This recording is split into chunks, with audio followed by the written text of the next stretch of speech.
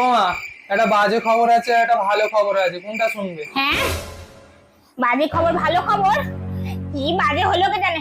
এই আগে বাজেটা বল। আমার না চাকরিটা চলে গেছে। চাকরিটা গেছে?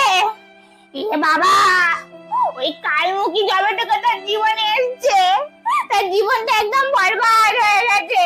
আরে ভালো খবরটা তো শুনবে। চুপ কর, আমি কোনো ভালো খবর শুনবো না। ভগবান, আমার কি সর্বনাশ হলো। আরে ভালো খবরটা শুনবে তো আগে। আমি দাঁত বার করছিস কেন? এত বড় সর্বনাশ হলো তো দাঁত বার করছিস? বইয়ের সময় থেকে তো মাথাটা খারাপ হয়ে গেছে। কি বলি ভাই? আমি একটা নতুন চাকরি পেয়েছি, আগেরটার থেকে অনেক ভালো মাইনে, বুঝলে?